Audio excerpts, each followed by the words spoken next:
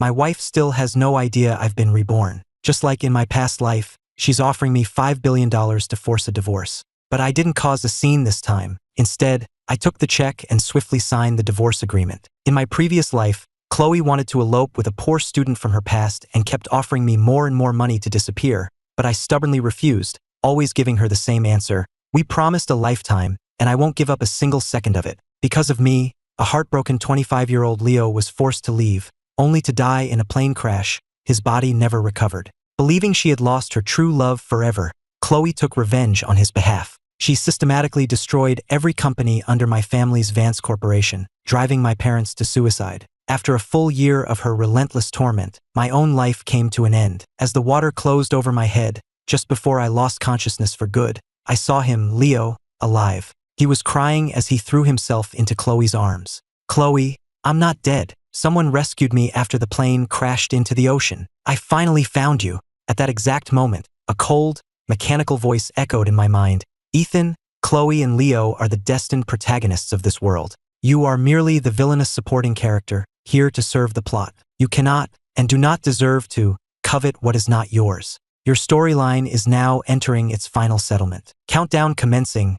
9. It felt like only 10 seconds had passed, and yet it also felt like an entire lifetime. When I opened my eyes again, I discovered I wasn't dead. I had been reborn. Chloe's assistant stood before me, pushing a credit card across the table with a blank expression. "Mr. Vance, this is the third time I've come on behalf of Ms. Sterling to negotiate the termination of your binding contract. The amount Ms. Sterling is offering this time is substantial. You will receive $5 billion, provided you agree to let her go." As the assistant's voice droned on, my groggy mind began to clear. The memory of that mechanical voice from before my death sent a shiver down my spine. I was back 3 years in the past. After reciting his lines as if from a script, he saw my frozen stare and prepared for my inevitable refusal. As the assistant leaned down to gather the documents and leave, I placed my hand over his. "I agree." Hearing my response, the assistant's eyes widened in shock. "You've really come to a decision? You're agreeing to terminate the contract and give Ms. Sterling her freedom." Without another word,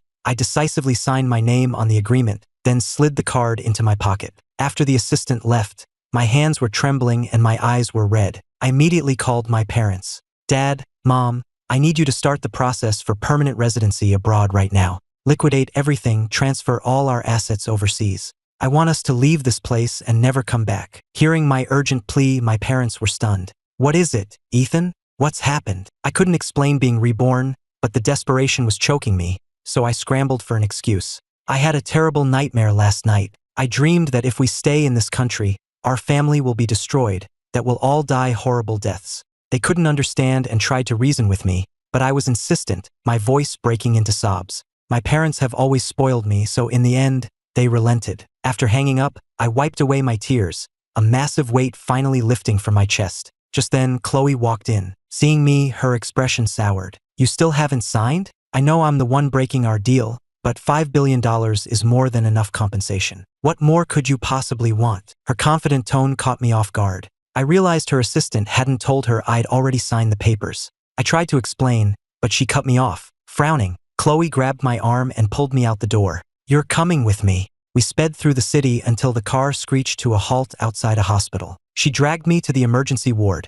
where we could hear a doctor's stern voice. "Ms. Sterling, Mr. Miller is prepped and ready for the kidney transplant." That's when it hit me. In my past life, I'd been in a car accident around this time and needed surgery for a ruptured kidney. Chloe never once visited me, a fact I remembered with perfect clarity. But this wasn't about me. Why on earth did she bring me here? A sudden, chilling thought struck me. "You brought me here to make me donate a kidney to Leo, didn't you?" Chloe shot me a cold look. "Not you. Me. You." I was utterly stunned. She lifted her gaze to the slender figure visible inside the operating room. Even though I had already resolved to leave her for good, hearing that she would do this for Leo still sent a sharp pain through my chest. "Do you really love him that much?" "Yes," she said. "That's why I brought you here. You're going to stay right where I can see you, and you won't do anything to jeopardize Leo's safety." With that, she had her bodyguards hold me in place, changed into scrubs, and walked into the operating room alone. The light above the door turned red. The surgery had begun. I sat there, numb, my heart aching with a dull, persistent throb. A couple of nurses walked past, arm in arm, chatting about some popular TV show. That second male lead is just the worst. He totally deserved to go bankrupt and lose his mind. Doesn't he get that the main couple is destined to be together? I listened in silence, a bitter, lonely smile touching my lips. She was right. The main characters are always destined to be together. So this time around, I, the villainous supporting character, am going to live a life that's actually my own. I'm done being the villain. I'm not playing their game anymore. The surgery was a success. When the light above the door went off, I stood up to leave, but a bodyguard blocked my path. Ms. Sterling's orders. You're not to move from this spot until she wakes up. I had no choice but to sit back down and wait. The minutes ticked by, and a sharp, twisting pain began to build in my stomach. My face contorted, and beads of sweat dripped from my forehead. I knew it was my chronic gastritis flaring up. Through pale, dry lips, I spoke to the bodyguard, my voice weak. I'm not feeling well. Could you please get me some medicine for my stomach? Or just a cup of hot water? The bodyguard stared at my pained expression, unmoved. No, Mr. Vance, whatever is wrong with you, we are not to leave this spot. Those are Ms. Sterling's orders. For Leo, she would just let me die? The pain was so intense I couldn't even sit anymore. I collapsed onto the floor, biting my lip to keep from screaming as my vision blurred. The next thing I knew, I was waking up on the cold linoleum. Seeing me stir, the bodyguard informed me with bureaucratic indifference. Miss Sterling is awake. Mr. Vance, you may now request her permission to leave. A bone-deep exhaustion filled me. My sweat-soaked clothes clung to my skin, sending a chill through my body. I pushed myself to my feet and dragged my exhausted body to her hospital room. From outside, I could hear Leo's gentle voice. Chloe, you look so pale and weak. Are you sick? By the way, were you able to find out who the kind person was that donated their kidney? I want to thank them personally. I might not have woken up without them. Chloe's hand, holding a spoon, paused for a fraction of a second before resuming its motion. She blew on the spoonful of soup and gently fed it to Leo, her voice impossibly soft. I'm fine. I was just so worried while you were in surgery, not knowing if you'd make it. That's why I look so tired. The donor has already passed away. I'll convey your thanks to their family. Don't worry, I've handled everything. Deeply moved, Leo hugged her tightly. He must have pressed against her incision, because she winced and her face went pale, but she quickly composed herself and went back to feeding him. Leo didn't notice a thing, snuggling against her with tears in his eyes. Oh, right, didn't the bodyguard say Ethan's gastritis was so bad he passed out from the pain? Shouldn't you go check on him? The moment she heard my name, Chloe's face hardened. He's probably just faking it for attention. Ignore him. Listening through the glass, a heavy, sour feeling settled in my chest. In our relationship, I had taken 100 steps toward her, and she had responded by taking 100 steps back. But with Leo, he didn't have to move an inch. She would cross any distance to be by his side and give him everything she had. Chloe loved Leo enough to give him one of her kidneys, but she would never let him know, afraid it would cause him pain and guilt. And in that moment, I finally understood the immense, cavernous difference between being loved and not being loved. They had no idea I was standing outside the door. After a few bites, Leo pushed the bowl away. This soup isn't very good. It's too heavy. I remember that little cafe near our old university. I used to get their soup every morning. I haven't had it in ages. I kind of miss it. Seeing the wistful look on his face, Chloe immediately put down the bowl and grabbed her car keys. I'll go get it for you. You don't have to. It's a small thing, you can just send someone. Chloe shook her head, gently helping him lie back down and pulling the blanket over him. Anything that has to do with you, any place you've been, any food you've eaten, any view you've seen, I want to experience it for myself. Wait for me. I'll be right back. As she said this, she pushed the door open and came face to face with me. The smile on her face vanished instantly, replaced by her usual cold, distant mask. What are you doing here? Are you trying to give Leo a hard time again? Watching her expression shift so quickly, my fingers trembled. I took a shallow breath and explained quietly, I just came to tell you that I won't bother Leo anymore. You don't have to worry. She had always been suspicious of anything I said, and this was no different. You want me to stop worrying? Then terminate our contract for good. Set me free. With that, she turned and walked away, not hearing the words I mumbled to her retreating back. Chloe, I've set you completely free. Back at the house, I had a small bite to eat and then started packing my things. Most of the things in the house were mine. Only a few items belonged to Chloe, and I had bought most of those for her anyway. Her makeup, perfume, her favorite mug, her toothbrush, I didn't leave a single trace. I threw them all out, along with the candid photos I'd taken of her, the love letters I'd written as a teenager, and every other piece of memorabilia. On the day I finished clearing out the last of our things from the mansion I once considered a home, Chloe came back. She noticed something was off the moment she walked in, her eyes scanning the room. "Where are my things?" "I threw them out," I answered honestly. She gave me a cool glance, her eyes narrowing. "I'm gone for a few days and you throw a childish tantrum like this?" "I only threw away the things I bought for you. I didn't touch anything that was actually yours. Besides, you never used any of it, so I tossed it." Hearing my explanation, she assumed I was complaining that she hadn't been home, that she was violating our agreement. She frowned, her voice laced with ice. "I've told you before, I have no intention of honoring that contract. I don't want to spend my life with you. Think about it and just sign the papers." "Hasn't your assistant told you?" "The last time he was here Before I could finish, Leo walked in, speaking in a soft voice. "Mr. Vance, Chloe has been at the hospital taking care of me. That's why she hasn't been home. If you're angry, please, blame me." Seeing Leo bow apologetically, Chloe rushed to his side and helped him up, frowning. "Leo, don't apologize. My relationship with him was always just a business transaction. There were never any real feelings involved." Hearing her words, my heart seized in my chest, and a tremor ran through me. She was right. In her eyes, it had only ever been about money. That's why she kept raising her offer, trying to buy her way out. The only one who ever had genuine feelings in this arrangement was me. I looked at the tender, loving way she gazed at Leo, then turned and walked back to my room. A few moments later, there was a knock on the door. Leo entered carrying 2 cups of coffee, looking at me timidly. "Mr. Vance, Chloe's on a conference call. I made some coffee and brought you a cup. I was hoping we could talk. In my past life, I would have refused and thrown him out. But now, since I'd already decided to leave, there was no need to be hostile." My tone was even. "What do you want to talk about?" He nervously clenched his fists, his eyes clouded with worry. "I know you and Chloe grew up together, but you can't force someone to love you. You're using a contract to keep her by your side, but she's miserable every single moment. You're not getting the love you want, and in the end, you'll both just end up hurt. Is that really what you want?" My expression grew complicated as he spoke. I looked at him for a long moment, then gave a humorless smile. "And what position are you in to be saying all this to me? I love her, just as much as you do, and I can't stand to see her suffer like this. She doesn't love you. Your very presence is a constant reminder of the most difficult, painful time in her life. She's not just trying to escape a cage you built with your love, she's trying to escape that darkness. She's too proud to ever show anyone how wounded she is,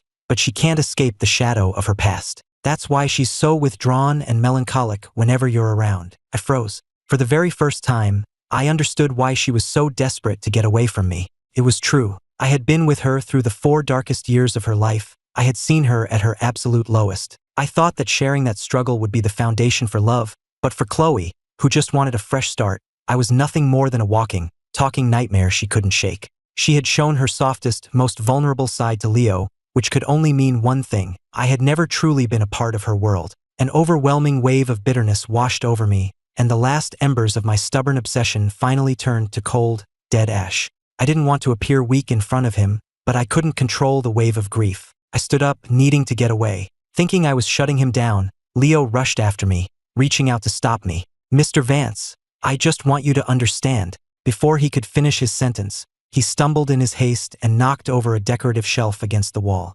Several heavy vases came crashing down on top of me. I let out a pained grunt and collapsed, shards of porcelain cutting into me, the color draining from my face as intense pain made it impossible to breathe. Leo was terrified. Before he could even react, my dog, seeing me hurt, rushed forward to protect me, and Leo went pale with fear. He'd been bitten by a dog as a child, so the sight of my big golden retriever sent him into a panic. He turned and ran, with the dog in hot pursuit. In his terror, he twisted his ankle and went tumbling down the main staircase. A man's scream echoed through the mansion. Chloe rushed out at the sound, and her face went ashen when she saw the scene. She flew down the stairs and gathered Leo into her arms, her expression one of pure agony as she looked at the ugly, bleeding gash on his forehead. She lifted her furious, red-rimmed eyes to my dog at the top of the stairs, a fire of pure rage in her chest. I had heard the scream too. Fighting through my own pain, I managed to pull myself up to see what was going on. The moment I was visible, I was met with Chloe's furious, uncontrolled shouting. "Leo just had surgery, he's weak, and you know he's terrified of dogs. Why would you let your dog attack him?" I never imagined it would escalate like this. The pain was suffocating, and I could only force out a weak, wheezing explanation. He knocked over the shelf first. Buddy only went after him because he saw me get hurt. You know, Buddy is usually so gentle. He's terrified of strangers. He was just worried about me. Enough, she screamed. I don't want to hear your pathetic excuses. Since you can't control your animal and it's injured Leo this badly, then we'll have it put down. That way it won't cause any more trouble. She refused to listen to a word I said, instead calling for her bodyguards and ordering them to seize the dog. Seeing the large men advancing, Buddy immediately went on guard. A cold dread washed over me. My first instinct was to shield him with my own body, to beg them to leave him alone. The bodyguards were ruthless. They slammed me against the wall to restrain me and went for my dog. Seeing me pinned, Buddy went into a frenzy, lunging at them. One of the guards raised a steel baton and brought it down on him, again and again. He was covered in blood, still barking, trying to get to me, when another guard grabbed him by the leg and hoisted him into the air. He thrashed with all his might, trying to break free. The guard couldn't hold on, and his grip slipped. The next second, Buddy fell from the second-floor landing, plummeting to the marble floor below. Buddy! The sight shattered me. I stumbled down the stairs and gathered his broken body in my arms, watching as the light faded from his eyes. He managed one last, weak nuzzle against my hand, and then he was gone. In that moment, I felt a pain so profound I thought my heart would literally break. I held his cooling body, tears streaming down my face as I looked up at Chloe, my voice filled with utter despair. If you hate me, then just hate me. Why did you have to be so cruel? Why did you have to kill him? He didn't do anything. He didn't do anything wrong. But right then, all Chloe could see was the unconscious Leo. She shot me a glacial look. He wasn't the one at fault. You are. Did you think you could escape punishment just because your dog died in your place? I'm telling you right now, I will not let what happened to Leo go unpunished. After saying this, she gave a few quiet orders to her bodyguards. The wail of an approaching ambulance grew louder. Without a second glance at me, she left with Leo. Buddy's broken leg rested limply in my palm. As I watched her walk away, something inside me broke, and I sobbed until I had no voice left. Chloe! I screamed after her. Don't you remember? When those loan sharks cornered you in that alley, Buddy saved you. They beat him, they broke his leg. That's why he was always so scared of strangers. He loved you so much. He stayed by your side when you had nothing. He got you through so many lonely nights, always waiting by the door for you to come home. How could you be so heartless? My words were choked with anguish, but she didn't even slow down. The only answer I received came from the cold voice of a bodyguard. Mr. Vance, Miss Sterling has ordered that for letting your dog attack someone, you are to be locked in the walk-in freezer to reflect on your actions. Then 3 men dragged me away and threw me inside. I clutched Buddy's body to my chest, my bloodshot eyes vacant and numb. The biting cold of the freezer washed over me, a damp chill that seemed to seep straight into my bones. I shivered uncontrollably as frost began to form on my clothes, my skin turning deathly pale. The minutes crawled by, my heartbeat slowed, and I lost consciousness. I don't know how much time passed, but I woke up in a hospital bed. A doctor was adjusting my his voice grim. How in the world did you end up locked in a walk-in freezer? 2 more minutes and you would have frozen to death. Hearing the words frozen to death, the phantom chill returned, seeping into my bones as if it had never left. I remembered my past life. After Chloe ran me over with her car, shattering my insides, she'd had me buried in a snowbank to freeze to death. And here I was, in a new life, having almost died the exact same way. So this was my fate. Loving Chloe, even just being near her, meant I would always be courting death, and everything I cared about would be destroyed. I thought of my parents in my last life, forced off a cliff to save me, and of Buddy, killed right in front of me. The pain in my chest was unbearable, and I dug my nails into my palm until I drew blood. As I was drowning in grief, my parents called. Ethan, your father and I have finished transferring all the assets. The immigration paperwork is submitted, and it should be approved by next week. Are you absolutely sure about this? What about Chloe? We thought you loved her.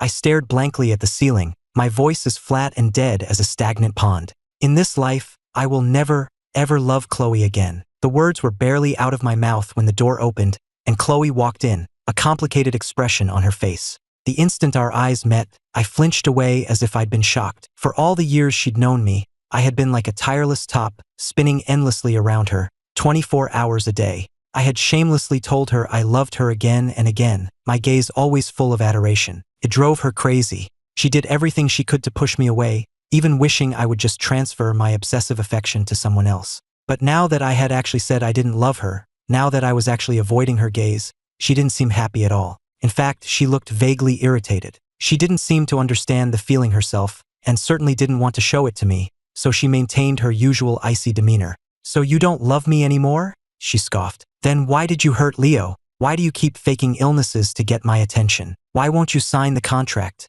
The doctors said you were seriously injured, but you look perfectly fine to me. You clearly have enough energy to put on a show." Faced with her derisive questions, I lowered my gaze, my voice hoarse with an exhaustion that went beyond physical. "Everything I'm telling you is the truth. It's true that I don't love you anymore, and it's true that I was sick. As for that contract you're so desperate for, I've already signed it." The words had barely left my mouth when our family's butler walked in. "Young Master Vance, the designer has finished the sketches for the wedding gowns you commissioned for Ms. Sterling last month. He sent them over for your approval." Chloe let out a sharp, angry laugh. She snatched the thick portfolio of sketches from his hands and ripped them to shreds right in front of me. Then, as our butler watched in stunned silence, she turned to leave. "Since you don't seem to understand what the truth is," she said over her shoulder, "let me teach you. I hate every single one of these designs." The door slammed shut with a bang. The butler looked at me at a loss. "Young master, I'll have the designer send over a new set immediately."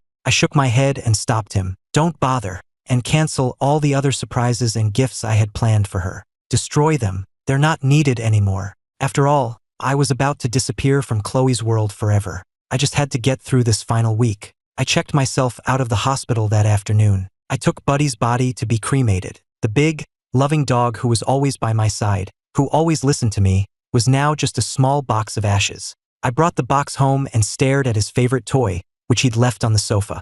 Memories flooded my mind. Buddy, happily retrieving a gift I'd given Chloe that she'd thrown in the trash. Buddy, staying up with me all night, resting his head on my lap whenever I was heartbroken over her. Buddy, in my past life, looking at me peacefully as he passed away from old age at 15. I closed my eyes, but tears streamed silently down my cheeks, dripping onto the floorboards. This time, there was no big, warm dog to curl up in my lap and nuzzle my hand to make it better. A few days later, I received an invitation to the wedding of 2 friends from our social circle. I forced myself to pull it together and go. My friends noticed how pale I looked and gathered around to offer their support. "Ethan, we heard Chloe took Leo to visit his parents' graves, and even went with him back to his hometown to meet his dirt-poor family. She's obviously just infatuated with that pretty boy. Don't worry about it. Don't let it get you down. You two have a contract. There's no way she's going to marry him." "Exactly," another chimed in. "Does that guy from the wrong side of the tracks really think he can marry into the Sterling family? What does he have that you don't? Chloe's just amusing herself with something new. Once the novelty wears off, she'll come back to you. You're the one who helped her rebuild her entire empire, after all. You're the one who matters." I knew they were just trying to defend my honor, but I understood something they didn't. Chloe's love for Leo was an unbreakable wall. I had no intention of bashing my head against it again, and I didn't want my friends to get caught in the crossfire. I told them, very seriously, our contract is over. Who she loves, who she marries, it has nothing to do with me anymore. And you should all stop talking about Leo. He's her destined leading man. No one can change that. My friends stared at me, their eyes wide with disbelief. "You've been in love with her for nearly 20 years. You're really just going to give up? Are you really okay with losing to a guy like him?" A cold voice cut through the air from behind us. "Leo is a wonderful person. He's 1,000 times better than any of you. He's sincere and kind, bright and optimistic, brave and strong. He is the only man I have ever loved, and the only one I will ever love. It's people like you, who gossip about him behind his back, that are truly disgusting, like rats in a sewer." I turned to see Chloe standing there, gently pulling a red-eyed Leo into her arms. She took out her phone and made a call. "Notify the board immediately. We are terminating all active projects with the Cole, Shaw, Vance, and Bell families." The faces of my friends went pale. They stared at her in shock. "We were just talking. You're going to cancel billions of dollars in contracts over a few words about him? Do you have to go this far?" Chloe's eyes were filled with contempt, her voice glacial. "Yes, I do. Leo is my line in the sand. Anyone who crosses it will pay the price." Her gaze swept over my friends before finally landing on me, the threat unmistakable. I knew she was just making an example of them to send me a message. I gritted my teeth. "Do you really have to be this way?" Her voice was terrifyingly cold. "Anyone who speaks ill of Leo will regret it." After my last life, I knew she meant every word. I couldn't fight her directly, so I just led my friends away. The ceremony began soon after. Even though we were at different tables, I had a clear view of Chloe and Leo. I watched as she carefully rinsed his teacup for him, as she put food on his plate and peeled his shrimp, as she intercepted every person who came to their table to offer a toast so he wouldn't have to drink. Only with Leo did she ever let down her icy guard and become so gentle, so attentive, so patient. The heart I had spent more than a decade trying to warm had melted for him in an instant. I was lost in thought when I realized the wedding had reached the bouquet toss. Leo glanced wistfully at the bride's bouquet, and the next thing I knew, Chloe was pulling him toward the crowd. He stood back as Chloe, with surprising agility, weaved through the throng and snatched the bouquet out of the air. After catching it, she smoothed down her dress, then dropped to one knee and solemnly presented the bouquet to him. There was no ring, it wasn't a proposal, but I knew what she was doing. She was making a silent declaration to him, and to everyone in the room. She had chosen Leo. She would marry no one else. In an instant, every eye in the room turned to me. Faced with their looks of pity, sympathy, and even mockery, I raised my hands and began to applaud. I genuinely hoped she would get everything she ever wanted. That way, I could finally leave and live my own life in peace. After the reception, I was heading out when I ran into Chloe in the lobby. The moment our eyes met, I tried to look away and walk past, but she stopped me. About terminating our contract. Have you made a decision, or is the price not to your satisfaction? Just name your number. I was tired of trying to explain things to her. I kept my head down, my voice flat and emotionless. Let me ask you something. In your eyes, is that all I am to you? Is our entire history, more than a decade of it, something you can just pay off and be done with? If I take your money, we draw a line, and we never have to see each other again for the rest of our lives. Is that it? My questions seemed to render her speechless. She just stared at me, a complicated, unreadable emotion slowly surfacing in her eyes. I could see she wanted to say something else, that she only wanted to end our twisted arrangement, not cut me out of her life completely. But then she saw Leo walking out of the men's room nearby, and the words died on her lips. Instead, she said a single word, one that meant the exact opposite. Yes. Hearing her say it out loud, even my numb heart felt a dull, heavy ache. But I quickly composed myself. Watching her take Leo's hand, their fingers intertwining, I gave a slight nod. I understand. Don't worry. I'll give you what you want. In 5 days, you'll have everything you've been asking for. 5 days? What do you mean, 5 days? She asked, frowning. But I had already turned and walked away. A moment later, I heard Leo say he was hungry, and I knew she had already forgotten my words. Back home, I liquidated the last of my personal assets. My gaming collectibles, my sports cars, the properties in my name, all of it was converted to cash. That night, a storm rolled in. As I was packing my last suitcase, I heard a frantic pounding on the front door. I opened it to find Leo, soaked to the bone, who immediately dropped to his knees in front of me, sobbing. Mr. Vance, Chloe collapsed today. They took her to the ER, but I'm not family, so I couldn't sign the consent forms for her treatment. I had to track down her aunt who lives overseas, and she almost missed the window for critical care. She's in the ICU right now. You know her parents are gone. She doesn't have anyone else. I'm begging you, please end the contract. Set her free. I want to be her husband. I can't stand by and do nothing at a time like this, just watching her die because of a piece of paper. Faced with his desperate plea, I remembered that Chloe had also fallen gravely ill around this time in my past life. The moment I found out,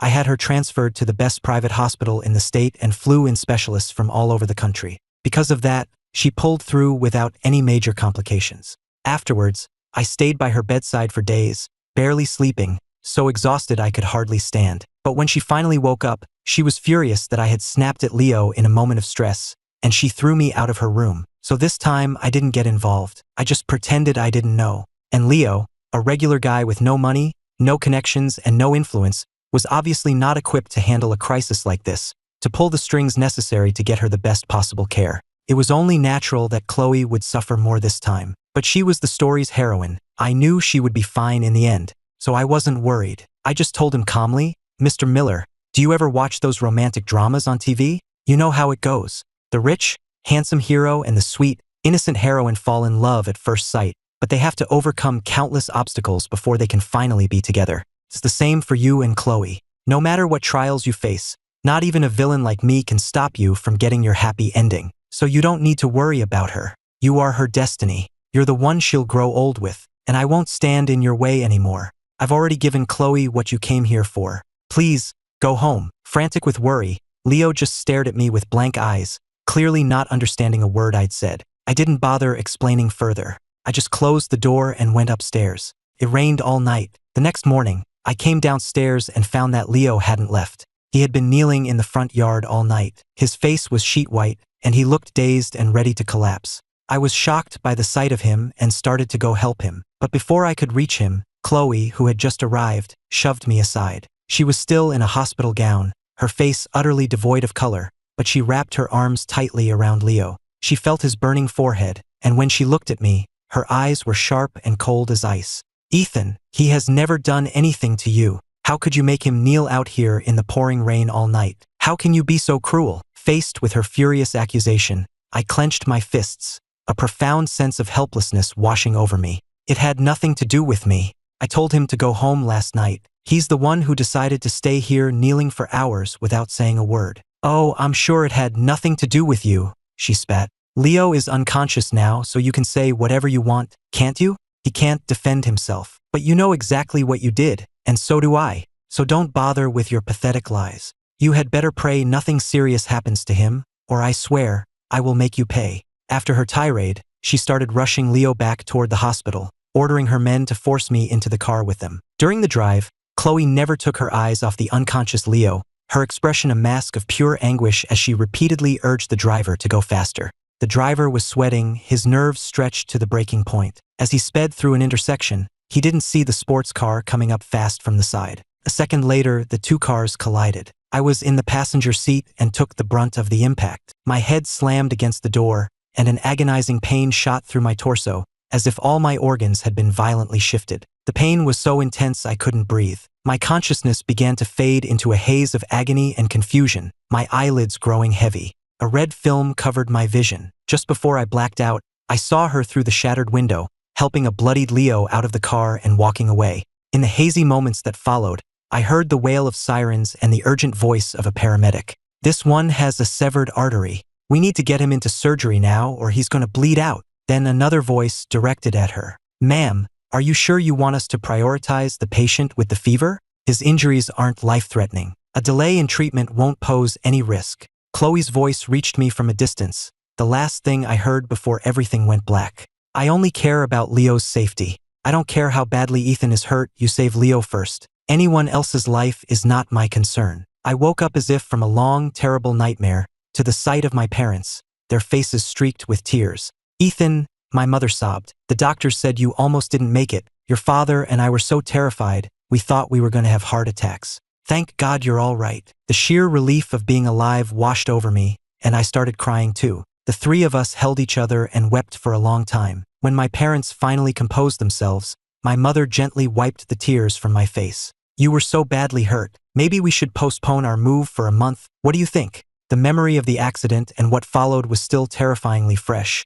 but I shook my head firmly. "No, we're not delaying it. Mom, Dad, the hospitals in Europe are excellent. I can recover there. We're sticking to the plan. We leave tomorrow afternoon." On my last day in the country, I asked my parents to go back to the mansion one last time to pick up my luggage and Buddy's ashes. Two nurses came in to check on me, gossiping as they worked. "Did you hear the CEO of Sterling Corp is here? She booked out the entire VIP wing and has every senior specialist on staff attending to her boyfriend, who apparently just has a fever. Wow, talk about spoiled. It's like something out of a TV show. Who is this guy? Anyway, that he has Chloe Sterling, the most powerful woman in New York, wrapped around his finger." The other nurse shook her head, then her eyes lit up as she looked at me. "Hey, you were brought in at the same time as him. Do you know him? Is he from some important family?" My eyelashes fluttered. I lowered my gaze, my voice quiet. "I don't know him. Maybe he's just like you said, the hero of the story. How would a background character like me know anything about the main plot?" The nurses seemed to accept that, removed the extra pillow from under my arm, and left, still chatting amongst themselves. The room fell silent. I picked up my phone and methodically deleted every trace of Chloe from my contacts. Just as I finished, my parents called to say they were arriving at the hospital. An orderly helped me into a wheelchair and pushed me out of the room. As the elevator doors slid open, I saw Chloe's assistant standing there. He gave me a polite nod and held up a folder in his hand, his tone formal and distant. "Mr. Vance, I was sent on an unexpected business trip for the last 2 weeks, right after you signed the agreement. I haven't had a chance to submit it yet. Rest assured, I will deliver it to Ms. Sterling immediately." I was about to respond when I heard Chloe's voice from behind me. I turned and met her cold, frosty eyes. How many times does this make it now? He's still refusing to sign. The assistant looked confused and opened his mouth to speak, but I cut him off. See for yourself. I took the folder from his hands and held it out to her. Seeing my blank expression and her assistant's hesitant one, a flicker of suspicion crossed her face. She was about to open the folder when her phone rang. It was Leo. Chloe, where are you? The nurse says it's time for your tests. You need to come back. She closed the folder without looking inside and shoved it back at her assistant. Don't bother. I know he didn't sign. Draft a new one. This time, offer him 10 times the amount. After giving her order, her eyes shifted back to me, her voice tense. This will be the 4th time I've increased the offer. I hope, for your sake, you don't disappoint me again. With that, she turned on her heel and strode back toward the VIP wing. The assistant looked at me, completely bewildered. Mr. Vance, I don't understand, but I knew. She was just in a hurry to get back to her true love. Watching her walk away, a genuine smile of relief spread across my face. Nothing in this world matters to her except for Leo. As for the fact that I've set her free, you can tell her about it the next time she actually bothers to listen. The elevator doors dinged open. My parents came to my side, smiling, and draped a heavy coat over my shoulders. Then they wheeled me out of the hospital and toward the airport. Outside, the sun was shining brightly. I lifted my hand, feeling the warmth on my skin, and the deep, persistent chill that had settled in my bones finally began to fade. Before we boarded, I held up our 3 plane tickets and smiled at my parents. Dad, Mom, let's forget the past. It's time to start our new life. This time, I'm done being a supporting character. I'm going to be the one and only irreplaceable protagonist of my own story. Meanwhile, back at the hospital, Chloe was gently comforting a crying Leo. Didn't the doctor say that if you just rest and take it easy, all your levels will return to normal? Leo nodded, hugging her. He looked at her with tears in his eyes. Chloe, I'll take good care of you. I'll make sure you get better soon. They embraced, holding each other as if nothing in the world could ever tear them apart. A knock at the door interrupted their tender moment. Ms. Sterling, I still haven't given you this contract. Chloe's gaze shifted to her assistant at the door. She took the folder he offered and flipped it open casually. He still hasn't signed it, has he? Why are you giving this to me? Chloe flipped to the final page and froze, staring at the familiar signature at the bottom. Chloe, what is it? Leo leaned in and saw my signature as well. Staring at the date next to my name, her knuckles went white as she gripped the folder. He signed it. Her hand was trembling as she looked up at her assistant, a dazed expression on her face. Ms. Sterling, Mr. Vance signed this 2 weeks ago. He took the card. Hearing this, Leo was overjoyed and threw his arms around Chloe. This is wonderful. Chloe, we can finally be together. But Chloe didn't seem nearly as happy as he'd expected. She was trembling, and the folder slipped from her grasp, hitting the floor with a sharp crack. You're telling me he actually signed it? Her assistant looked nervous. Yes, Ms. Sterling. He signed it in my presence 2 weeks ago. Ms. Sterling? He asked, seeing her stunned expression. He quickly added, please be assured, Ms. Sterling, the signature has already been verified by our legal team. It is legally binding. Well then, I suppose we're finally even, Chloe said, snatching the folder off the floor and shoving it into her assistant's chest. For some reason, she felt a strange sense of emptiness. Chloe, Leo exclaimed, his eyes shining with tears of joy. She sat on his lap. Leo, we can finally be together. Seeing this, her assistant quickly excused himself, quietly closing the door to the private suite behind him. Chloe leaned in and kissed the tears from his eyes, and for a long time, the room was filled with the sounds of their passion. Back at the mansion, Chloe led Leo inside. He looked worried. Chloe, will Mr. Vance be angry that you brought me here? She silenced him with a kiss. Let him be. You're the one I'm going to spend the rest of my life with. You're my future husband. What is Ethan Vance to me now? The only reason I haven't kicked him out already is out of respect for our past. She punched in the security code and the front door swung open. She gently took Leo's hand. Leo, you can move into the master bedroom. I'll have Ethan move his things to one of the guest rooms.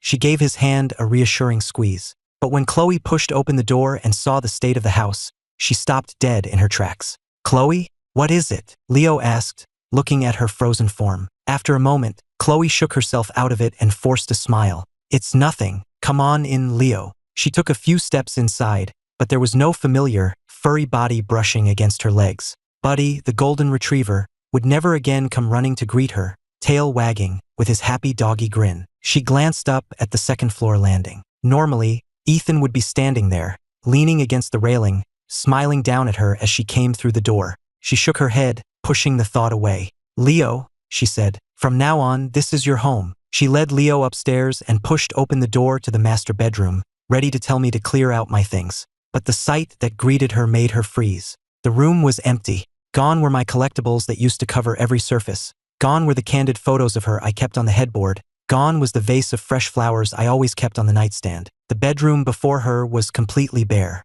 Everything I had so carefully arranged was gone without a trace. She lunged forward and yanked open the desk drawer. The drawer that had once been filled to bursting with my love letters to her was now empty. She threw open the closet doors and found that all of my clothes were gone. Even the custom dresses I had designed just for her had vanished, leaving only a few of her own garments hanging there. A look of displeasure crossed her face. She called for one of the maids. "Where are Mr. Vance's things?" The maid looked surprised. "Ms. Sterling, Mr. Vance's parents came by this morning to pick up the last of his things. They said the family was moving abroad." "You didn't know?" Chloe leaned heavily against the desk, a faint smile on her lips. "Well, at least he was smart enough to leave on his own." Leo came up behind her and wrapped her in a hug, his voice filled with happiness. "Chloe, this is wonderful. There's nothing standing between us anymore." His words seemed to snap her out of her daze. She turned and hugged him back. "Leo, we've finally made it." She buried her face in his neck. "I'm just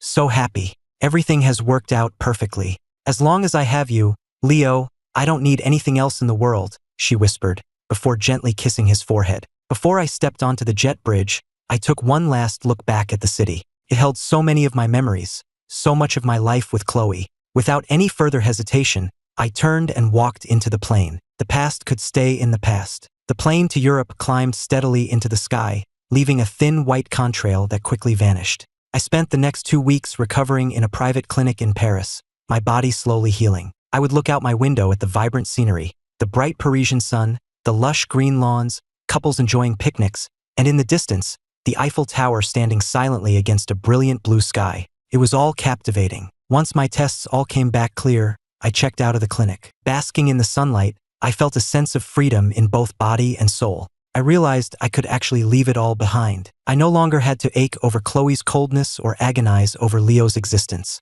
In that moment, I was a completely new person, the master of my own destiny. Back at my family's new villa on the Seine, I threw myself into planning a trip across Europe. A few days later, wearing a baseball cap and a simple hoodie, I found myself on the streets of Rome. I stood before the ruins of the Roman Forum, gazing up at what was left of the Temple of Venus and Roma, completely in awe. Afterwards, I made my way to the Trevi Fountain, where I sat on the edge, eating a gelato I'd bought from a nearby vendor. I watched the tourists and locals pass by, simply enjoying a quiet moment to myself in Rome. A woman in a simple white dress approached me, stopping in front of me and lowering her sunglasses. I looked up at her. She had striking, elegant features and the most incredible blue eyes, the color of the deep sea. Thinking I was in her way, I started to get up, but she put a hand on my wrist to stop me. "Mr. Vance, you don't remember me?" She had a bright, easy smile that, under the warm Roman sun, made my heart beat a little faster. I silently cursed myself for being so easily flustered by a beautiful woman. I smiled back. "I'm sorry, have we met?" She shrugged, still smiling.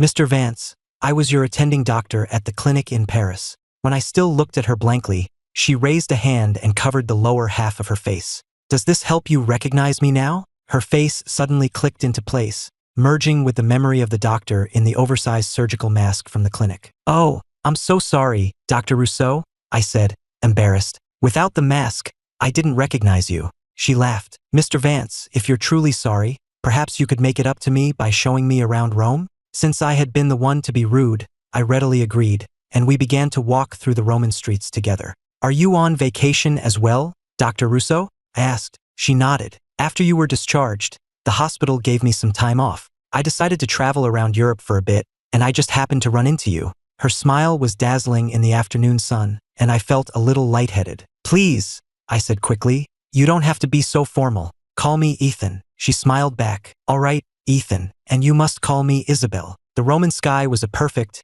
cloudless blue. We wandered over to the Spanish Steps and sat down together, enjoying the gentle breeze. After a moment, Isabel asked, "Ethan, can I ask you why you came to Europe?" When I didn't answer right away, she quickly held up her hands. "I'm sorry, Ethan. I don't mean to pry. I was just curious. Your injuries were so severe. Yet you insisted on being transferred from New York all the way to Paris for your recovery. She paused for a moment. I was sent to the US for a medical conference once. The quality of care there is just as good as in France. It wasn't as if your injuries were untreatable there. I cut her off, because I went through something terrible back home, something that nearly killed me and destroyed my entire family. She looked at me apologetically. I'm sorry, I had no idea. I met her clear blue eyes. It's okay, Isabel. It's all in the past now. All you have to do is let go and start fresh. My relieved smile was reflected in her eyes. The breeze stirred a few loose strands of her hair, brushing them gently against her face. I saw a flicker of something in her expression, and she quickly looked down, as if to hide it. Ethan, she said, holding out her hand to me, I'd like to amend my earlier invitation. I don't just want to see Rome with you. If you'd be willing, I'd like to invite you to spend the rest of my vacation with me. My heart skipped a beat. I placed my hand in hers. I would be honored, Ms. Rousseau. A smile spread across her face. I know a great little cafe just around the corner. We walked side by side into the cafe, where a gentle piano melody was playing. I stopped to admire the various paintings on the walls, and Isabel explained, this is the oldest cafe in Rome. Famous artists, writers, even composers have been regulars here for centuries. We took a seat, and a waiter in a tailcoat took our order. I ordered a tea, and Isabel ordered a latte and a croissant. As I was admiring the decor, she pushed the warm, fragrant croissant across the table to me. Here, try some. She smiled at me gently. I took a bite. It was perfectly flaky and buttery, with a rich flavor that had a surprising hint of citrus.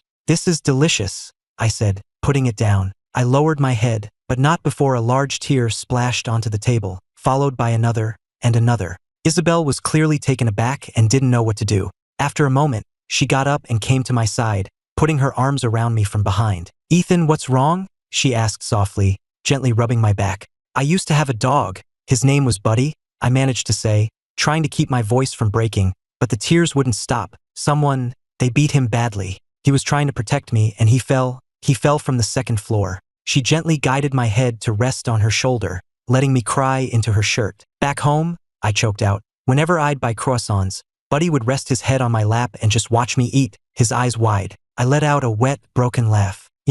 Sometimes he would drool so much it would leave a big wet spot on my pants. She continued to rub my back, her voice gentle. I understand how painful it is to lose a pet. I would never ask you to just forget him. But, she continued, her voice so soft it felt like magic. If you're ever missing him, you're welcome to come to my house. I have a dog too. Maybe he could help cheer you up. Quickly wiped my eyes. Really? Thank you, Isabel. She knelt in front of me, her blue eyes as gentle as the ocean. It's true. He's a Bernese mountain dog. His name is Winston. Hearing the formal name, I couldn't help but let out a real laugh. Who would have guessed that the elegant, composed Dr. Rousseau went home every day and called out for a dog named Winston? Her fingertips gently wiped a stray tear from my cheek, her eyes sparkling. Do you know why I stopped you back at the fountain? I shook my head. She smiled softly. You were just sitting there in your hoodie and sandals, not looking at me or anyone in particular, just watching the world go by. The smile in her eyes grew, and I thought to myself, he looks like a star from an old black and white movie. So handsome I couldn't look away. My heart started hammering in my chest, so loud it seemed to drown out every other sound in the world, leaving just the two of us. So I walked over, and that's when I recognized you. It was selfish of me to ask you to spend the day with me, but then I got even greedier. I wanted you to spend the rest of my vacation with me. Her beautiful face drew closer, and my mind went completely blank. I felt a soft, cool touch as her lips brushed against my cheek for just a second. Sorry, she said, pulling back with a small, apologetic smile. But at least you've stopped crying. Back in New York, at the city's largest amusement park, Chloe held Leo's hand, a look of fond exasperation on her face. Chloe, look! Leo's face lit up with a huge smile as he pointed at a costumed mascot posing for pictures with visitors. Chloe smiled indulgently, letting him pull her over to take a picture with the character. Chloe, look! He said excitedly, holding the freshly printed instant photo up for her to see. For a second, Chloe froze. In her mind's eye, Leo's face blurred and merged with the image of someone else. She remembered, right after they'd signed their contract, when she'd been forced to come to the same amusement park with me. I had excitedly pulled her over to take a picture with a mascot, then showed her the photo, my face beaming with joy. She had slapped it out of my hand. Ethan, I can't believe how childish you are, she had said coldly, before walking away. But later, she had seen that same photo, carefully placed in a frame on my nightstand. In the picture, I was holding her hand, smiling from ear to ear. It was only then that she realized that after she had walked away, I must have knelt down, carefully picked up the dirt-smudged photo, and kept it like a priceless treasure. A sharp pain went through her chest. Leo noticed her change in expression and quickly put his arm around her. "Chloe, what's wrong?" His voice snapped her out of the memory. She quickly composed herself and reassured him. "I'm fine, Leo. It's just a little hot out here." Seeing that she seemed okay, Leo grinned mischievously and pointed toward a haunted house attraction in the distance. "Chloe, you feel up for a challenge?" She nodded, playfully swatting his arm. "You're always trying to get me into trouble." They walked into the haunted house and were plunged into darkness. As they made their way through, animatronic monsters and costumed actors jumped out at them. Chloe screamed and buried her face in Leo's chest, her whole body shaking. "Chloe!" Leo grabbed her, holding her close as they moved forward. He didn't notice that her hands were clenched into fists, her palms icy cold. She was forcing herself to suppress a deep, primal fear. Ever since her parents had taken their own lives while she was asleep in the next room, Chloe had been terrified of the dark. I knew about this hidden trauma. Every night, I would leave a warm nightlight on for her. And even though I wasn't afraid of such things out of consideration for her, I never once suggested going to a place like a haunted house. Ethan would never have brought me here, she thought. The idea popped into her head so suddenly it startled her, and she tried to push it away. "Leo," she said, her grip tightening on his hand, "let's get out of here." Leo, who was just as scared as she was, nodded eagerly. They found a security camera and waved at it until a staff member came to escort them out. Back in the sunlight, Leo looked at her pale face with concern. "Chloe, are you okay?" She shook her head, her voice weak. "I'm fine, Leo, don't worry." He led her to a bench at an outdoor cafe so she could rest. "Wait here," he said, before running over to a nearby ice cream cart. He came back a moment later and handed her a chocolate ice cream cone. "Are you feeling a little overheated?" he asked, holding the cone to her lips. She had no choice but to take it and begin eating it slowly. The truth was, after her family went bankrupt and her parents died, she had worked around the clock to pay off their debts. She'd waitressed during the day and worked as a bouncer at a bar at night. The extreme poverty and exhaustion meant she often came home and collapsed into bed without eating, sometimes going a whole day without a meal. As a result, she had developed severe stomach problems. I was the only one who knew about it. That's why I never let her eat anything cold, and I always made sure there was warm, nourishing soup for her at home. If it had been me,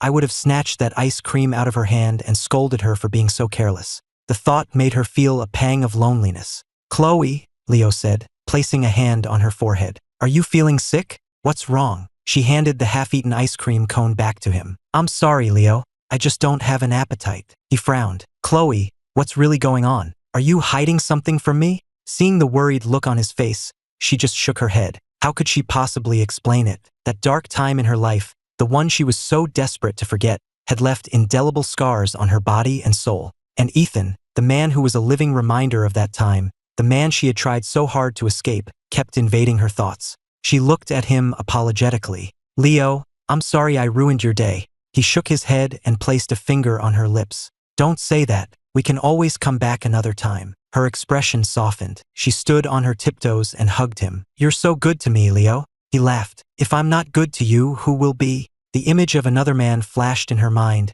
and she quickly pushed it away. She hugged Leo tighter. "Yes, who else is this good to me?" she thought, trying to soothe her own troubled heart. Leo turned off the lights, and they fell asleep in each other's arms. But Chloe's sleep was fitful. She dreamed, again and again, of her family's company going bankrupt, of her parents jumping from the roof of their mansion while she slept. She dreamed of selling the mansion, of selling everything of value, until she was living in a squalid tenement with a dozen other people. Her life became a miserable triangle between the restaurant, the bar, and that filthy room. Her stomach problems got worse, and she would often wake up in the middle of the night in a panic. Her roommates would wake up and curse her out, and she would just have to apologize. The weight of her family's debt was crushing her. She thought that hell would never end, until the night she tried to intervene with a drunk, belligerent trust fund kid at the bar. The drunk kid threw his drink in her face. "Who the hell do you think you are?" he slurred. "Get your filthy hands off me." Chloe's hands clenched into fists at her sides, but she kept her voice deferential. "I'm sorry, sir. Please, I have to ask you to keep it down." The kid looked ready to hit her, but a tall figure stepped between them. "I wouldn't do that if I were you." The young man who spoke had an intimidating presence. The rich kid froze, and at a wave of the young man's hand, several large bodyguards appeared and dragged him out of the bar. The young man turned back to her and draped his jacket over her shoulders, his smile warm and bright. "Chloe, I've paid off all your family's debts. You never have to live like this again." Standing there, silhouetted against the colored lights of the bar, I looked like a hero from a storybook. "From now on, you belong to me," I had said. "You can never leave me." Then her dream shifted to flashes of her life with me. She had seen my love as a prison, and she had fought with all her might to escape it. "Miss Sterling, my name is Leo Miller. I'm here to interview for the assistant position." Just like in a romance novel, the moment Chloe laid eyes on Leo, she felt an irresistible pull. She had questioned the sudden, overwhelming strength of her feelings for him, but finding no logical reason, she had simply accepted it as love at first sight. She fell desperately in love with him, willing to do anything for him, even give him one of her own kidneys. It was as if it had all been pre-written, this magnetic pull they had toward one another. And the hero who had saved her from the darkness, me, she came to despise. She hated the contract that bound her to me, she hated my suffocating love, and most of all, she hated that I was the obstacle that kept her and Leo from being together. In her dream, it was as if she were floating above it all, watching everything unfold. She saw me in the hospital hallway, clutching my stomach in agony, begging the indifferent bodyguards for medicine, only to collapse onto the cold floor. She saw the truth of what happened at the mansion. Leo's words causing me to back away into the shelf, Buddy rushing to my side only after I was hurt, and Leo twisting his ankle in his panicked retreat. She saw me, clutching Buddy's lifeless body, being thrown into the freezer, frost forming in my hair as I held him close. She saw me patiently trying to reason with Leo before closing the door, only for him to kneel outside all night, leading to her blaming me for something I knew nothing about. She saw me, bleeding out after the car crash, as she callously left me behind to die. Finally, she saw my gaunt figure standing at the top of the jet bridge, turning to board the plane without a single backward glance. Just before I disappeared inside, my lips moved, as if I were saying, "Goodbye, Chloe." She woke up drenched in a cold sweat. Her face was ashen, her nightgown soaked through. The movement woke Leo, who fumbled to turn on the bedside lamp. "Chloe, are you okay?" he asked, his face filled with alarm as he saw how pale she was. He quickly called for the housekeeper and dialed 911. Paramedics loaded Chloe into the ambulance, its siren screaming, as Leo cried her name over and over. The EMTs began running their initial checks. It was so loud. Chloe frowned, forcing her eyes open. All she could see was Leo's tear-stained face. For some reason, the sight of his frantic expression filled her with a strange sense of irritation. "This is wrong," she murmured to herself. "Chloe, what's wrong? Tell me," Leo pleaded, his tears falling onto her face. Just then, a cold, mechanical voice echoed in her mind. "Warning, female protagonist is deviating from the plot. Increased control requested." The flashing red lights of the ambulance swam before her eyes, making her dizzy. Female protagonist? Plot? Control? Before she could make sense of it, she was being wheeled into the emergency room, the double doors swinging shut, separating her from Leo. The last thing she saw was Leo's grief-stricken face. "Ethan," she whispered, a sound so faint no one heard it before she lost consciousness. Hours later, she opened her eyes and found herself staring at the sterile white tiles of a hospital ceiling. "Chloe, you're awake." Leo, who had been keeping vigil by her bed, threw his arms around her the moment her eyes opened. "Leo," she said, weakly hugging him back as he sobbed. "You're finally awake," he said, pulling back to look at her, his face a mess of tears and worry. "Don't cry, Leo," she said, her cool fingertips brushing the tears from his cheeks. For some reason, looking at him, she felt a profound emptiness, as if she had forgotten someone incredibly important, but she couldn't for the life of her remember who it was. A dull ache started behind her eyes. All she wanted was to be left alone. "Leo, don't worry about me. Go home and get some rest." He looked stunned for a second. "Chloe, you don't want me to stay?" It was so unlike her. She was always the one who wanted him by her side. "I'm fine, Leo. I just need to rest here for a bit. But you were up with me all night. I'd be heartbroken if you made yourself sick worrying about me." After much back and forth, she finally convinced him to go home. The moment his footsteps faded down the hall, Chloe collapsed back onto the plush mattress of her private room. She closed her eyes, trying desperately to remember the important person she felt she had forgotten. Slowly, she drifted off to sleep. "Chloe!" A little boy with a sweet, round face appeared before her, grinning a gap-toothed smile. He looked so familiar. She reached out to grab his hand, but her fingers closed on empty air. "Chloe," a handsome teenager in a crisp shirt said, draping his jacket over her shoulders. I've paid off all the debts. You don't have to live like this anymore. She reached out to him, wanting to ask him something, but he dissolved before her eyes. Goodbye, Chloe. The man standing before her was painfully thin, his hair blowing in an unseen wind. She lunged forward to embrace him, but he turned and walked away without a backward glance. Ethan! Chloe's eyes shot open, and she screamed his name. Crash! The bowl of soup Leo was holding slipped from his hands, shattering on the floor and splashing hot liquid everywhere. Ethan? He whispered, looking at her with disbelief as he backed away. Leo, watch out! Leo! She scrambled out of bed and grabbed him. No, Leo,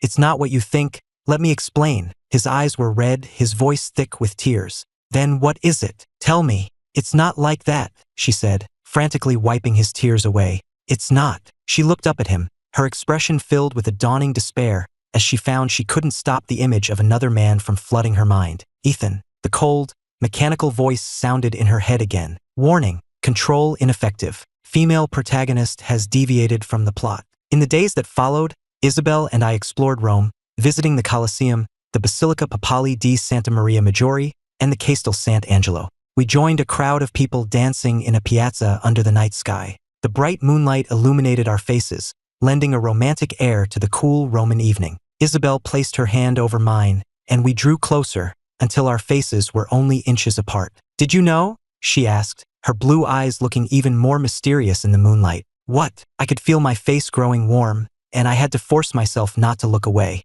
This place, the Castel Sant'Angelo, she whispered, is where a fugitive princess and a disgraced knight, after years of exile and running, finally admitted their love for each other and shared an eternal kiss. Her warm breath was hot against my cheek. She gently tilted my chin up, forcing me to meet her eyes. And what about you? I found myself looking into her deep, loving gaze. For a second, I wanted to let myself drown in those ocean blue eyes, to see what lay beneath the surface. Just as her lips were about to meet mine, I suddenly pushed her away. As she stared at me in shock, tears began to stream down my own face. I covered my face and ran, like a coward fleeing from a battle he couldn't win. I found a secluded bench in the shadows and sat down, burying my face in my knees and crying helplessly. I didn't understand why I couldn't accept Isabel's feelings. Maybe I still hadn't fully escaped the shadow of my past with Chloe. After a while, Isabel came and sat down quietly beside me. We sat in silence for a long time, the only sound the chirping of the cicadas. I'm sorry, I finally mumbled. She looked at my tear-streaked face. I'm the one who should be sorry. I was too forward. I scared you. I shook my head. When I looked at her, there was no anger in her eyes, only compassion. No, I said, my voice thick with emotion. I'm the one who said I was ready to move on, but I'm still trapped. She looked at me, this boy who was at once so scared and yet so brave, and asked softly, "Can I give you a hug?" I nodded, and she wrapped her arms around me. Unlike Chloe, who always smelled of expensive citrus perfume, Isabel smelled faintly of fresh-cut grass. What perfume is that? I asked, my voice muffled against her shoulder. She laughed softly. I'm a doctor. I don't usually wear perfume. Does it smell strange? No, I said. It's nice. As I held her, I was surprised to find that years of pent-up frustration and pain seemed to be washing away with my tears. If you ever need a shoulder to cry on, she said softly, I hope you'll let it be mine. It's okay if you're not ready to move on yet. As long as you want to, I'll be here to help you find your way out of the past. I can wait until you're ready for me. I looked up from her shoulder, at the elegant line of her jaw. Isabel, will you really stay with me? Will you promise you won't just leave me one day? That you won't stop loving me? She met my gaze, the tip of her nose brushing against my forehead as she spoke. I won't, she said softly. Never. I stared at her, mesmerized.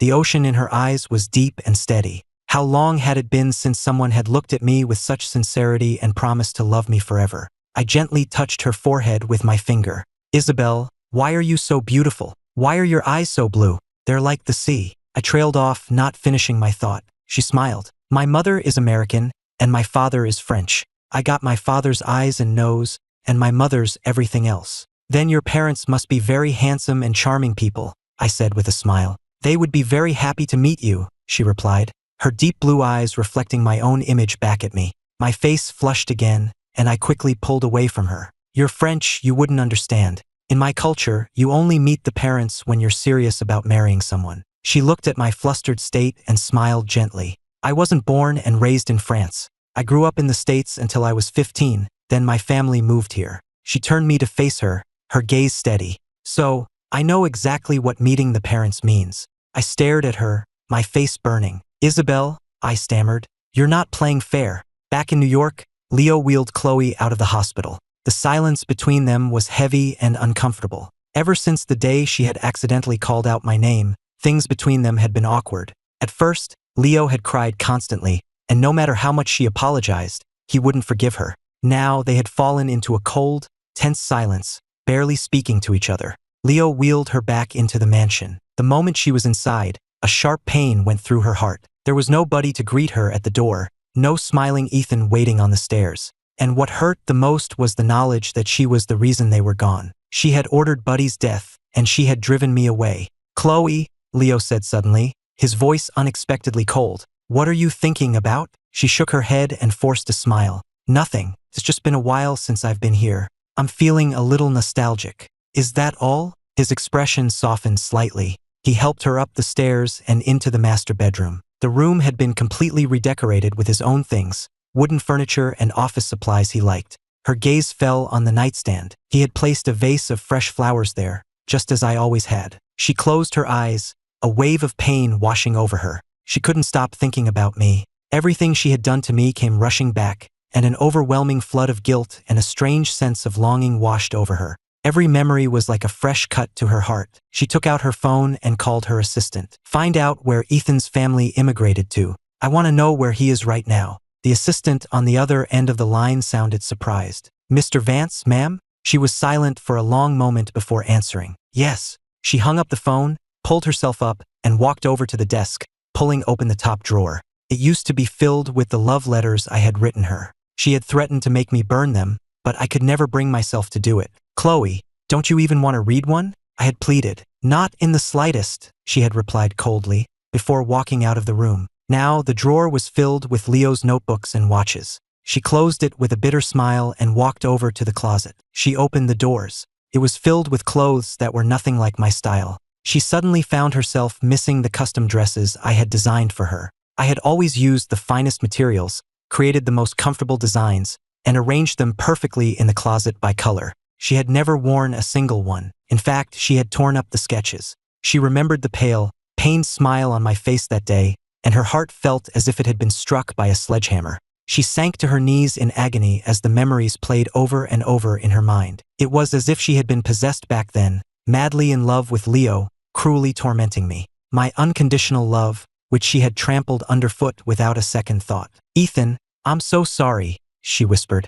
I'm so sorry. Her phone rang, startling her. She answered it. Ms. Sterling, we've tracked Mr. Vance's movements. The entire family has emigrated to Europe. They've liquidated all their assets in the States, including the corporation. Chloe's heart clenched. Mr. Vance himself is currently vacationing in Rome, the assistant continued. I've sent the photos from the private investigator to your phone. She hung up and opened the message. The first photo showed me, smiling brightly, holding hands with a beautiful woman who looked to be of mixed European descent. A wave of intense displeasure and pain washed over her as she quickly swiped through the rest of the pictures. There was one of Isabel and me dancing at night, holding each other close.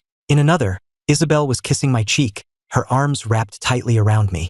The phone slipped from Chloe's hand and clattered to the floor. She let out a choked, painful sob. A pair of slippered feet appeared in her line of sight. Chloe. Leo picked up her phone and saw the pictures of me. Chloe, he said, his voice filled with disbelief as he stared down at her, kneeling and sobbing on the floor. Are you in love with Ethan? Answer me. He knelt beside her, shaking her, tears streaming down his face. Her lips parted, and after a long moment, she finally answered. Yes, I'm in love with Ethan. Meanwhile, Isabel and I were on our way to Cyprus, which was said to have the most beautiful beaches in the world, with crystal clear water and sand so fine it was like powder, where the blue of the sky melted into the blue of the sea. Isabel and I walked hand in hand along the shore of Aphrodite's rock. The deep blue of her eyes seemed to merge with the color of the sea, creating the most beautiful sight I had ever seen. They say this is the birthplace of Aphrodite, the goddess of love and beauty, she said. Legend has it that if two lovers pray here, she will grant them an eternal love. I looked out at the famous rock formation, which did look vaguely like a goddess rising from the waves. I found myself wanting to believe her, but was there really such a thing as eternal love? Isabel watched me, her expression serious. Perhaps eternal love is so rare that it's worth praying for. Ethan, I can't promise you forever, but I can promise you that what I feel for you, right here, right now, is real. And maybe all those real moments, added up one after another, are what make an eternity. I found myself getting lost in her eyes, wanting to let myself sink into the warmth and tenderness of that single moment. Our breaths mingled in the small space between us. Her eyelashes fluttered. Ethan, she whispered, are you going to push me away again? Our lips were just about to touch when a sharp voice cut through the air. Ethan, what do you think you're doing? Hearing that familiar, yet now so foreign voice, I flinched so hard I nearly fell into the water. Isabel caught me, holding my trembling body close. Let go of him. Chloe's voice was sharp as she grabbed my other wrist, trying to pull me away from Isabel. Her dark eyes were blazing with a fury that she couldn't seem to put into words, a fury that had ignited the moment she saw me about to kiss another woman. You're the one who needs to let go, Isabel shot back, her own face a mask of anger, her eyes flashing. Do you have any idea how much you've hurt him? At Isabel's words, Chloe's grip on my wrist slackened. Isabel seized the opportunity to pull me behind her, shielding me with her body. The sight seemed to make Chloe even angrier. This is between him and me. It has nothing to do with an outsider like you. Who are you, anyway? His flavor of the month? Or are you not even his girlfriend at all? Chloe's words clearly struck a nerve with Isabel. Though I could see the uncertainty in her eyes, she didn't move from her position in front of me. Chloe sneered. Do you have any idea who I am to him? He's been in love with me for 15 years. And you? Have you even known him for 2 months? Isabel looked down, her shoulders trembling slightly. Mistaking this for weakness, Chloe advanced. If you know what's good for you, you'll get out of my way. That's when Isabel snapped. In a flash, she swung, her fist connecting squarely with Chloe's jaw, sending her stumbling backward into the surf. Let me give you a piece of advice, Isabel said, her eyes blazing. I was the European junior boxing champion for 3 years running. And even though that was a while ago, I'm pretty sure I can still handle you. Isabel's fist flew through the air, striking Chloe hard in the face. Chloe tried to block the blow, but she was too weak, the difference in their strength too great. Blood streamed down Chloe's face. Isabel shook the blood from her knuckles and looked down at Chloe with cold disdain. Ethan loved you for 15 years. And what did you ever give him in return? Pain? Fear? Trauma? She took my hand, her voice a low warning. Stay away from him. Then she turned, and we walked away, leaving Chloe lying in the shallow water. The salt water stung her face, washing away the blood as it filled her nose and mouth. She sat up, coughing, and stared blankly after our retreating figures. Why? She murmured to herself, feeling helpless. Her body felt weaker than ever, but the image of me in her mind was sharper, more vivid. A powerful, unfamiliar emotion had broken through her defenses, compelling her to drop everything, to leave Leo, to come all this way. And when she had seen me, the man she now realized she'd been thinking of day and night, about to kiss Isabel, she had lost all control. Could it be? She placed a hand over her heart, feeling its strong, steady beat. Could it be that she had loved me all along? She remembered the strange, mechanical voice. Was it possible that she and Leo were the hero and heroine of some story, and that by falling in love with me, the villain, she had gone off script? She looked down at her hands and began to laugh. So all of it, her family's bankruptcy, her parents' deaths, her inexplicable hatred for me, her instant love for Leo, was it all just part of some pre-written story? The mechanical voice sounded in her head again. Female protagonist, you have become aware of the true nature of your reality. You are instructed to fulfill your obligations as the protagonist and return to Leo's side. Otherwise what? Chloe asked, her eyes narrowing into a cold smile. Otherwise, you will be deleted as a corrupted file. Your recent physical deterioration is a direct result of system intervention. You've been controlling my life for this long, and now you're going to delete me? The system was silent for a moment. Chloe, do you know why Ethan, who had always refused to sign the contract, suddenly changed his mind? She was stunned. Why? She demanded. The first person to become aware of this reality was not you. It was Ethan. He did not understand the full truth as you do now, but his obsession with you, his refusal to follow his prescribed path, caused a deviation in the plot. He did not exit the narrative at the designated point, the system continued, which resulted in Leo being shunted onto Ethan's intended path, leaving the country, heartbroken. In that timeline, to avenge Leo, you drove Ethan's parents to suicide and then tortured Ethan himself to death. Her eyes were bloodshot. Hearing the description of how she had tortured me to death, her heart seized with a violent pain. Therefore, I revealed the true nature of the plot to him, in an attempt to restore the original timeline. I did not anticipate that you, the female protagonist, would then begin to deviate, and that all attempts at correction would fail. The system's voice sounded almost weary. If you return to Leo, there may still be a chance to correct the narrative. Never. The word was a snarl on her lips. I will not be your puppet any longer. I am going to live my own life. That is not possible, Chloe, the system replied coldly. You were created to be the heroine. You are not permitted to have independent thoughts. If you continue on this path, the narrative integrity of this world will collapse, and you will cease to exist. And what about Ethan? She asked after a moment of silence. Ethan will be reassigned as the new protagonist. He will be allowed to live a life of his own choosing. Hearing this, Chloe let out a long breath. Well then, that settles it. I'm definitely not going back to Leo. I will follow my heart, and I will love Ethan. Seeing that she could not be swayed, the system said no more. Since you have made an irrevocable choice, my presence is no longer required. With that, the voice in her head fell silent. Ethan, Chloe whispered, clenching her fists at her sides. In that case, I will tell you how I truly feel. Back at a little taverna by the sea, Isabel and I sat in a comfortable silence. The waiter brought out plate after plate of delicious Cypriot food. I'm sorry, I said, for dragging you into all of this. Isabel looked at me, her expression soft. Ethan, none of this is your fault. And besides, I am trying to win your heart after all. She poured some deep red wine into my glass. You have to try the local wine. She raised her own glass and clinked it against mine. To Ethan, she said, and to the first step of his new life. As we drank the rich, smooth wine, her smile seemed even more captivating. I don't know what I would have done without you today, I said, looking at her gratefully. And I had no idea you were a boxer. There's a lot you don't know about me, she said with a smile. But if you'd like to find out, I would be very happy. My face flushed, and I quickly looked away, stammering, this place, it has a very nice Mediterranean feel. She stood up, leaned across the table, and gently pressed her lips to mine. Sorry, she said, sitting back down with a smile, though her eyes remained fixed on my mouth.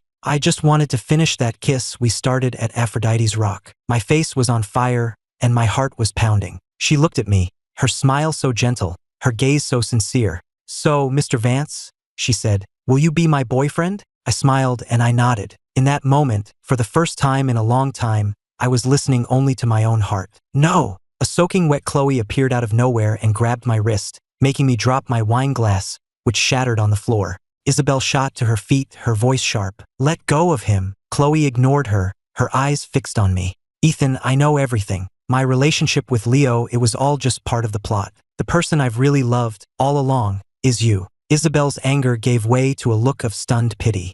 Are you out of your mind? Isabel grabbed the front of Chloe's shirt, but Chloe's gaze never left my face. Ethan, the system, it told me everything. I'm so sorry. I'll make it up to you. My feelings for Leo, they weren't real, they were just part of the story. The truth is, I love you too. A flicker of contempt crossed my face. Chloe, what on earth makes you think I still love you? She stared at me intently. You only left me because the plot forced you to. The system just told me it's gone for good. There's nothing standing between us now. I shook my head. I didn't leave you because of some plot. I left you because you broke my heart, completely and utterly. I walked over to Isabel and took her hand. I loved you for 15 years, Chloe, and for 15 years you pushed me away. Now that I've finally found a new life, a new person to love, you show up and demand that I go back to loving you. Looking at her deathly pale face, I couldn't stop a sneer from forming on my lips. I don't love you anymore, Chloe. Please, get out of my life and stay out. At that, Isabel let go of Chloe's shirt.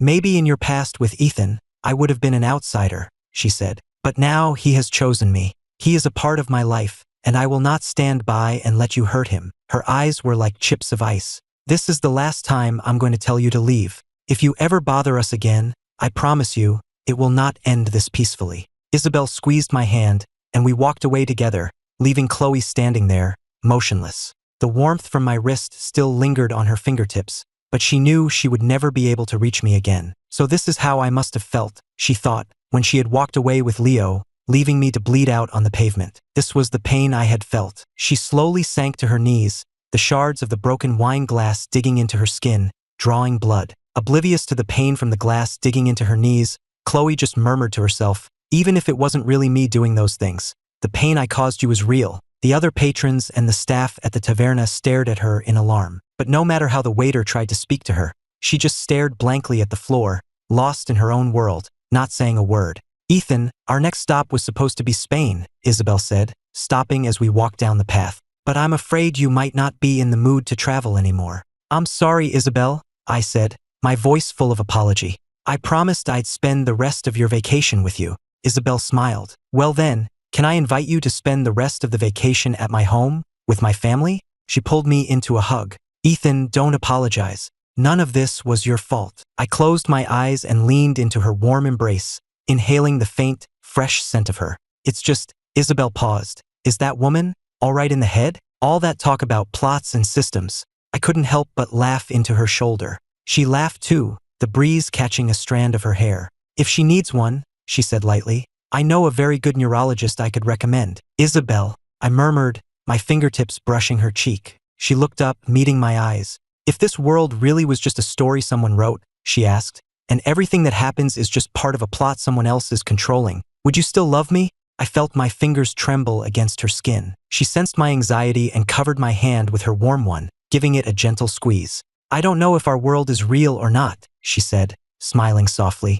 The only thing I know for sure is how my heart felt the moment I first saw you. She met my gaze steadily. When I saw you by the fountain in Rome, I made the choice to walk over to you. When I saw you crying in that cafe, I made the choice to comfort you. And when we were dancing at the Castel Sant'Angelo, I made the choice to tell you how I feel. A gentle smile lit up her eyes. Every step I've taken toward you was my decision. My heart, she said, placing my hand over her chest, is beating right here. It's telling me that this is real. I don't care if the world is fake or if our lives are pre-written. All I care about is that my love for you, in this moment, is real. Her face drew closer, her long lashes brushing against my forehead like butterfly wings. Our breaths mingled, and the fresh, clean scent of her filled my senses. She gently kissed my lips, a touch as light as a dragonfly on water.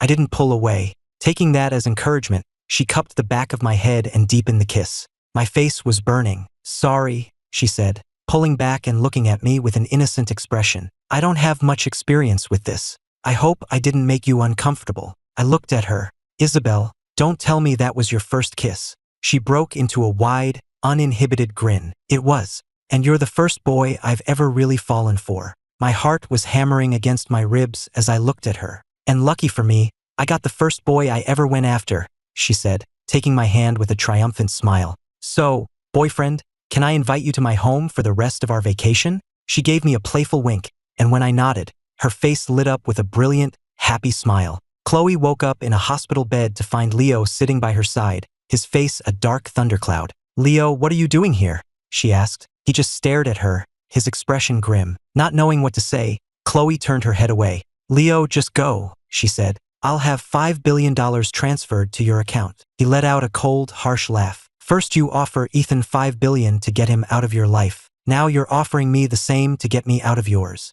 His laughter echoed unervingly in the quiet room. Is money the only thing Miss Sterling knows how to use? Chloe's brow furrowed. Leo, I'm the one who wronged you. You can't force love. I have to be true to my own heart. Chloe, you're pathetic. From somewhere, Leo produced a knife, its polished blade reflecting Chloe's suddenly ashen face. Before she could react, he pressed the tip of it against her throat. I'm going to ask you one last time, Chloe. Why did you come here? She frowned. I came to apologize to Ethan. The cold steel of the blade scraped against her skin. Why did you leave me to come find him? After a moment's silence, she answered. Because I realized I don't love you. I've always loved Ethan. The blade bit into her skin, drawing a thin line of blood. Chloe, why couldn't you just come back to me? The system, it told me everything. If you had just come back, I would have taken care of you, just like before. We could have forgotten all of this and just been together. Wouldn't that have been better? You know about the system? She asked, shocked. Tears gathered on his chin, but his eyes were cold as stone. You were supposed to be my heroine, he said. We were supposed to be together, forever, the happiest couple in the whole story. But you broke the rules. You betrayed me. You left me for a supporting character. Hatred burned in his eyes as he pushed the knife deeper into her neck. With a surge of adrenaline, Chloe grabbed his wrist and threw him to the floor. The knife clattered across the tiles with a sharp ringing sound. Leo, you're insane, Chloe yelled, pressing her hand to the bleeding wound on her neck. Leo, still on the floor, began to laugh. Chloe, Ethan almost bled out from a severed artery. I wonder if you'll be as lucky as he was. She frantically fumbled for the nurse's call button. "Chloe, do you know what I asked the system for before it left?" he asked, a satisfied smile spreading across his face as he watched her panic. "I asked for 30 minutes. 30 minutes where this room is completely cut off from the outside world." Staring at his crazed expression, Chloe backed away in terror. "Leo, I never knew you were like this. What right do you have to judge me?" he screamed. "You had a choice. You could have chosen not to love me. You could have chosen to love Ethan. You could have just followed the damn script. But no," he continued, his voice rising. "You had to have me, you had to drive Ethan away, and then, only then, did you decide you loved him after all and threw me away." Blood was seeping through her fingers, and her vision was starting to blur. "I want you to die right here in front of me," Leo said, a ghastly smile on his face. "I want you to feel the pain Ethan felt, the pain I feel. A faithless, disloyal woman like you doesn't deserve a happy ending. You don't deserve to be the heroine." His face swam before her eyes as she collapsed onto the floor. He picked up the knife, placed a foot on her chest to hold her down, and began to stab her again and again. Her lips moved, and memories of a time long past began to play out before her fading vision. Me as a child, me as a teenager, they were all there saying something to her. She tried to hear what they were saying, tried to reach them, but she couldn't catch up. She felt herself trip and fall. The version of me from the last life, the one she had tortured to death, was lying on the ground before her. His eyes snapped open, and he slowly rose to his feet. His pale skin crumbled and fell away as he moved, his dead white eyes fixed on her. He pinned her to the ground with his foot, a knife suddenly appearing in his hand. "Chloe, I don't love you anymore," the phantom hissed. "I hate you." The ghostly image of me merged with the real-life figure of Leo, both of them holding a knife, both of them plunging it mercilessly into her body. With a final, hate-filled scream, Leo ended Chloe's life. Leo collapsed into the pool of blood beside her. With a trembling hand, he raised the knife to his own throat. He glanced at the digital clock on the wall. 15 seconds left. "Chloe," he whispered, "I never want to love you again." He looked up, tears tracing paths through the blood on his face. He remembered a dream he once had. In the dream, he was a poor but determined young intern. In that dream, he had never met Chloe Sterling. He had worked his way up from the bottom, earning the respect of his superiors through his talent and hard work, eventually becoming the youngest CEO in the company's history. He had met a woman he loved, and they had built a happy, fulfilling life together. He had died peacefully of old age, surrounded by his children and grandchildren, his heart full of gratitude. He drew the blade sharply across his own throat and collapsed, his consciousness fading into darkness. "Goodbye, Chloe," Leo Miller murmured with his last breath. "I'm going to live my own life now." Isabel and I returned to Paris, to a magnificent villa in a beautiful, quiet neighborhood. The front garden was overflowing with vibrant, fragrant roses that made the house look even more stunning. The front door opened, and a woman in an elegant silk dress stepped out. "You must be Ethan," Isabel's mother said, taking my hand with a warm smile. "We've all been so curious to meet the young man our Isabel can't stop talking about." She slipped a beautiful jade bracelet from her own wrist and placed it onto mine. "And now that I've met you, I can see why. I like you already. Come in, she said, bustling me through the door. "Oh dear, I left something on the stove," she exclaimed with a laugh, before hurrying off toward the kitchen. At the sound of our arrival, a huge Bernese mountain dog came bounding into the foyer, circling me excitedly. He then plopped down in front of me, resting his enormous paws on my shoes. Winston sniffed my hands curiously, then, with a happy bark, he launched himself into my arms. The full weight of a grown Bernese mountain dog was more than I was prepared for, and he sent me tumbling to the floor. "Winston!" Isabel cried, rushing to pull him off me. But I was already hugging him back, tears starting to stream down my face. "Buddy," I whispered. It had been so long since I had held a dog, and all I could think of was him. Seeing my tears, Winston got anxious, whining and nudging me with his nose, thinking he had hurt me. I quickly reassured him, and he settled down, gently licking the tears from my face. I laughed, trying to fend off his slobbery kisses. Isabel helped me to my feet, a fond, exasperated smile on her face. "I hope you can get used to my crazy family," she said. I smiled and pulled her into a hug. "I love it here. It's so warm and full of life." Isabel's father came home from work early, greeting me with a warm, enthusiastic hug the moment he walked in. He was a tall, handsome Frenchman with the same striking blue eyes as his daughter. "Dinner's almost ready. I wonder where Camille is," Isabel's mother said, setting plates on the table and glancing at the clock. "Camille is my older sister," Isabel explained to me, her thumb gently stroking the back of my hand. "She's a sculptor. She has a new exhibition that just opened, so she's probably held up. Just then, a young woman burst into the dining room. Her eyes landed on me and lit up. So you're the famous boyfriend. You're even more handsome than she said. Before I could even react, Isabel swatted her sister's arm. Camille, would you please not scare him off? Camille put her hands on her hips and playfully poked Isabel's forehead. Don't you get in the way of me bonding with my new brother-in-law. Watching the lively, affectionate family, I felt a warmth spread through my chest, filling a space I didn't even know was empty. Fearing I wouldn't be used to French cuisine, Isabel's mother had gone to the trouble of making an entire spread of classic American comfort food. Ethan, I'm so glad you're here, her father said, his mouth full. I haven't had Luna's amazing cooking in ages. I've missed it so much. Camille was too busy piling food onto her plate to say much.